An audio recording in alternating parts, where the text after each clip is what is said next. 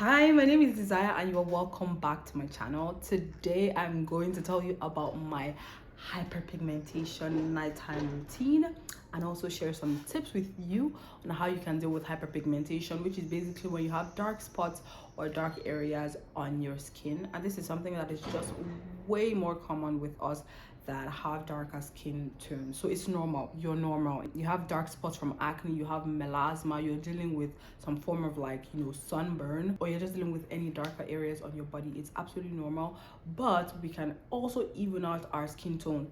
We don't bleach here, we do not bleach here, but we do support having an even skin tone. So we want to help you to even out your skin tone through healthy and hopefully simple means. If this sounds like something you would like to know, which you should, please keep watching this video.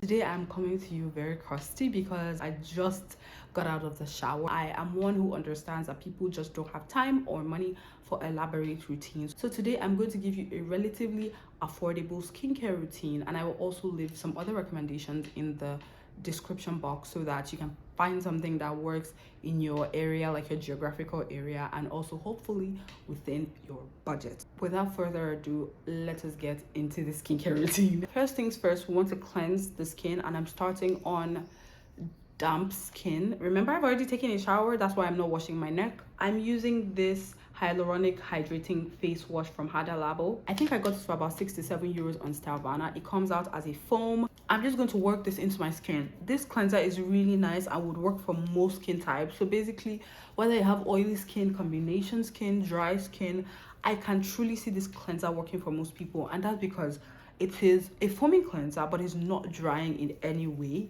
in my experience. Except if you have like super dry skin, this may be a bit drying for you, but even at that, it's good for most people. It contains hyaluronic acid as well as some other very gentle surfactants. A little goes a long way with this one, and I just expect my cleansers to be very simple, except it's a cleanser that has like salicylic acid or benzoyl peroxide. My cleansers, I just want them to cleanse my skin very well, and this one does a great job of doing that.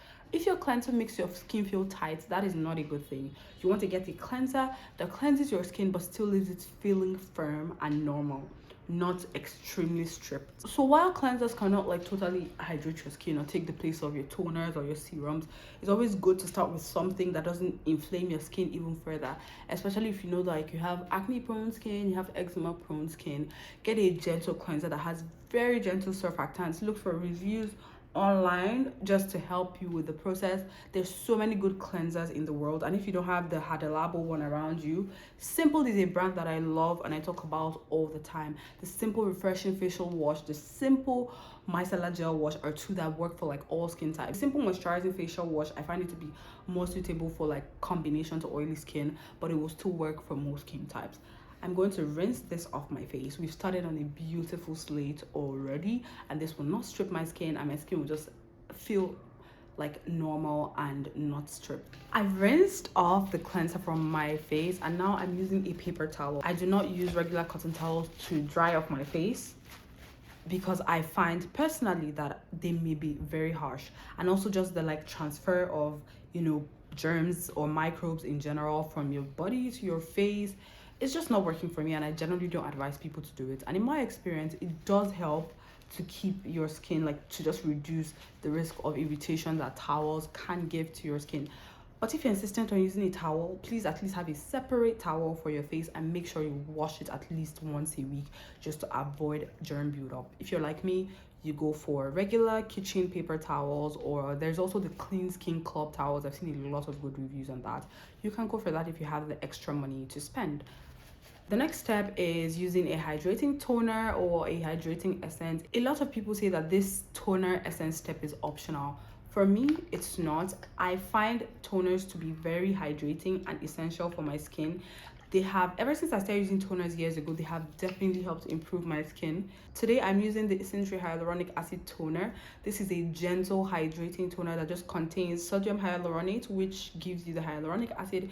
It also contains soothing ingredients like panthenol and also some plant extract. It also contains sodium PCA, which is an antioxidant that helps to soothe the skin. When it comes to hydrating toners like this, I like the ones that have a bit of texture to them, you know, like not super lightweight, because this essentially, as you can see, is a bit viscous. I like that, especially for the nighttime, because that is when I like to nourish my skin. And I find that toners that are heavier like this, or like this Revectin skin activating treatment lotion, generally I prefer them for all skin types, especially at night. So if you do like your lightweight toners like the Essentially Green Tea Fresh toner, you can do that during the day, especially when it's hot or if you have oily skin.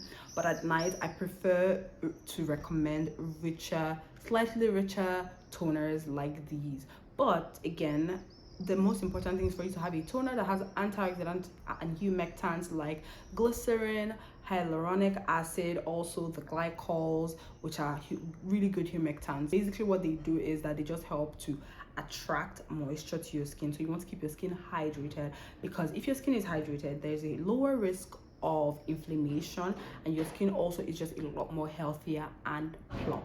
Look, if you don't have a toner in your routine, try it. And if you see there's no difference, okay, but try it, because there's a very high chance that you will see a positive difference in your skin when you incorporate a toner or an essence into your daily skincare routine. They hydrate, they provide antioxidant protection, which is basically protecting your skin from, you know, environmental stresses. The good thing about toners is that there's so many options, and some of them contain such good ingredients which will support your skin barrier and just keep your skin really healthy. Up next, we have the star of the show, which is the Transparent Lab PIH Sunspot Fading Treatment. This is especially lovely because it contains a blend of ingredients that help to deal with hyperpigmentation. So it doesn't just contain one. I really like this one because it contains a blend of ingredients that help with hyperpigmentation and fading dark spots in general. Never mind the name, it's not only for sunspots, it's for different, all kinds of hyperpigmentation really that you want to try to treat. This contains 5% niacinamide. It also contains kojic acid dipalmitate, as well as potassium azelaic diglycinate, which is a source of azelaic acid. These three ingredients in particular, in addition to other ingredients that are actually in this treatment serum, would help to prevent as well as fade dark spots on your skin. This is safe enough to be used 2 times daily. And if this is not something that is available in your country, I will have some other recommendations in the description box, so you should check that out. This is a lightweight serum. When it comes to treating hyperpigmentation, one of the things you want to do is to get a treatment that contains multiple ingredients, because that means that it can fight the hyperpigmentation from before it's formed, as it's forming, and also after it's formed, so that it's targeting your skin in different ways and not just one way alone. Forget my crusty lips, forgive it, because I'm waiting for the final step to, you know, replenish my lip balm. You can get an exfoliating serum or toner that contains either glycolic, lactic, mandelic, or even polyhydroxy acids to just help to exfoliate the outer layer of your skin and reveal the newer, nicer looking skin beneath. And then you have other ingredients like kojic acid, alpha arbutin, also tranexamic acid, niacinamide, as well as most importantly retinoids. Obviously you don't have to go for all of these, you know, but just pick 1 or 2 and start with them.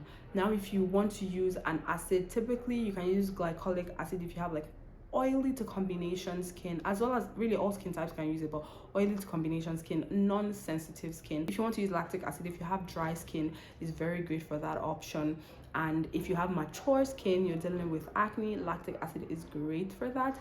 If you want to use mandelic acid, it's a more gentle option, and you can use that if you have textured skin. If you have acne prone skin, you're dealing with mild hyperpigmentation, mandelic acid is great for that. Whatever step that you decide to apply your ingredient, tirosinase inhibitor, exfoliating acid, just decide not to go too hard. Like, you don't need to do 5 products that have hyperpigmentation treatment products in your routine. 1 or 2 is fine. If you decide to go with a cleanser that has glycolic acid and then a serum like this that has, you know, a mix of other ingredients, that's good. But if you decide that, okay, no, I want to go for the Inkilis tranexamic acid serum, which has tranexamic acid and a few other ingredients, and then you just want to go with just that and your regular moisturizer, sunscreen, that is also fine. Just remember that you have to be patient whenever you're treating hyperpigmentation. Up next, which is our final step, is the TM Snail and Azulin Sleeping Mask. I know it says sleeping mask,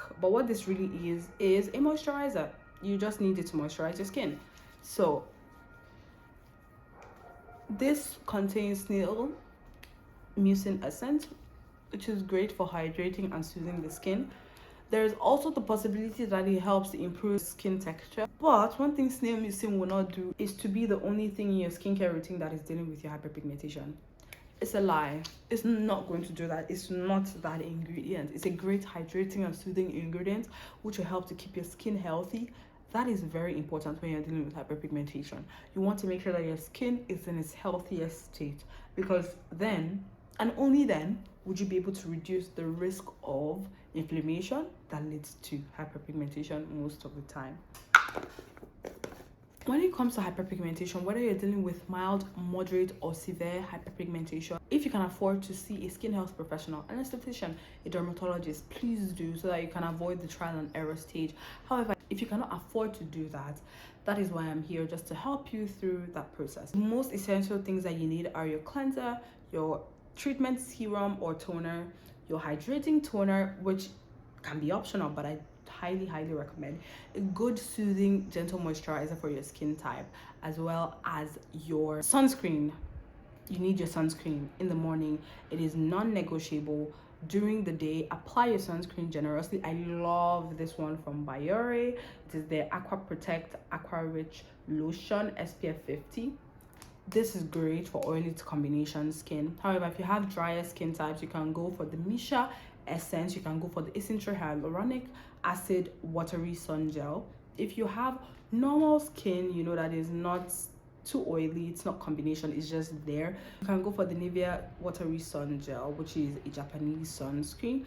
You can also go for the Black Girl sunscreen if you have really dry skin or normal skin. There's so many good options on the market right now that we don't need to use sunscreens that leave a terrible cast or that are, you know, just unbearable. You can find a good sunscreen. And if you want me to give recommendations for sunscreens, please let me know. When it comes to treating hyperpigmentation, you have to be patient. You have to give yourself at least 3 months to see good results. And I mean 3 months of consistent use of your skincare, consistent sunscreen, sun protection practices, and it could go beyond that. Give yourself 3 months to a year to see good progress. Be patient with yourself. Be consistent with your skincare routine. Do it morning and night. And if you're going to use an exfoliating acid, please only use it a few times a week. I'm talking about glycolic, lactic, mandelic acids. Do not use it every day. 1 to a maximum of 3 times weekly is what is advised. Also, you have to make sure that you're not starting too many products at once, because if you do, some things may irritate your skin and you don't know which one it is. There's also just the place where your skin needs to build tolerance to certain products. For example, if you're using retinoids, if you're using these exfoliating acids, there is a chance that you will go through a purging phase where your skin actually breaks out for a bit before it settles. Finally, I'm going in with lip balm because you have seen enough of my crusty lips. I'm using this lip sleeping mask from Primark. This thing is horrible. It is horrible. It is gritty. I don't know if I just got a bad vibe, but it is so gritty. I'm only using this because I bought it with my money, and I also wanted to ask if you'd like to see a review of Primark skincare products, because I bought quite a few and I have thoughts on them, like on some of them. So I want to know if you want to see a Primark skincare review.